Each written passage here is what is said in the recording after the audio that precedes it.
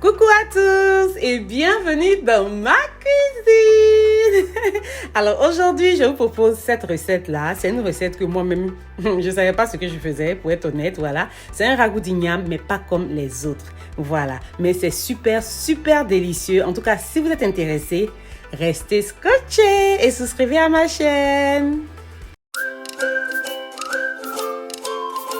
Alors pour la recette, voilà les ingrédients dont on aura besoin. Donc j'ai des légumes ici.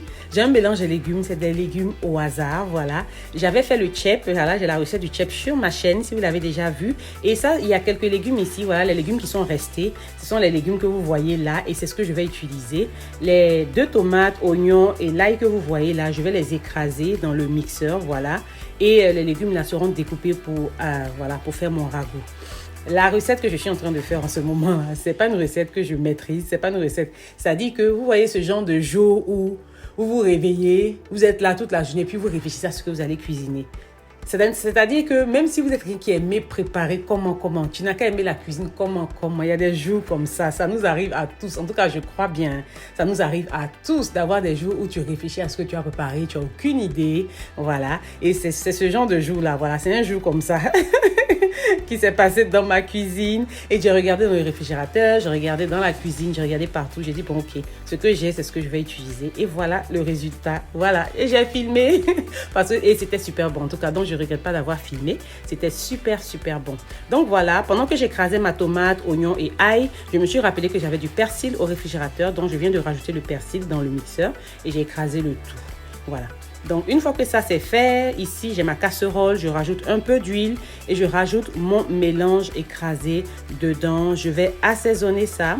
Mais bien avant, je vais rincer le mixeur avec un peu d'eau et renverser l'eau dans ma casserole. Mais pas beaucoup d'eau, hein, parce que les légumes qu'on va rajouter dans la casserole ici déjà vont nous donner de l'eau parce qu'ils contiennent déjà aussi de l'eau naturellement.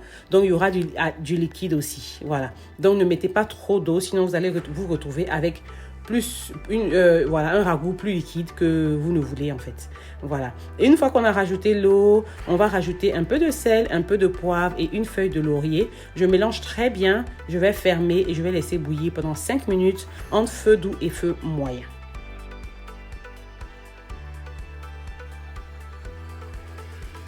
Et pendant que mon plat est au feu, je vous montre les saucisses que je vais utiliser parce que je vais utiliser des saucisses pour mon ragoût. Et ce sont des saucisses polonaises, des saucisses fumées polonaises, voilà. J'enlève du paquet et voilà à quoi ça ressemble, voilà, pour vous montrer plus clairement. Je vais les découper en rondelles et on va les rajouter à notre plat. Donc ici, je reviens à ma casserole après 5 minutes. Voilà, et je vais rajouter mes saucisses. Je vais rajouter mes ignames aussi. Voilà, vous pouvez utiliser de la pomme de terre à défaut d'igname. C'est comme vous voulez. Voilà, mais voilà un peu ce que ça donne ici. Mais avant de rajouter les saucisses et l'igname, assurez-vous que la sauce est parfumée, est assaisonnée correctement. Le sel, tout est au point. Voilà, parce qu'on ne pourra plus ajuster l'assaisonnement. Donc, ajustez d'abord avant de rajouter les saucisses et l'igname. Voilà.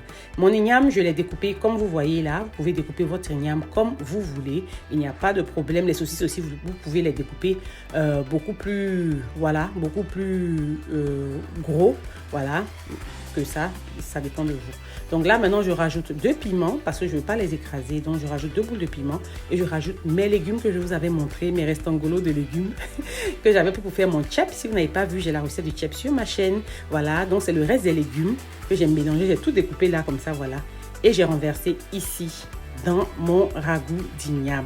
Voilà, donc vous pouvez utiliser les légumes que vous voulez. Ça dépend de vous. Voilà. Donc ici, voilà, la liste des ingrédients sera dans la barre de description si vous voulez savoir exactement ce que j'ai mis dedans. Voilà. Et là maintenant, je vais fermer et je vais laisser cuire pendant au moins 15 minutes, 20 minutes. Je viens vérifier de temps à autre à feu moyen, entre feu doux et feu moyen.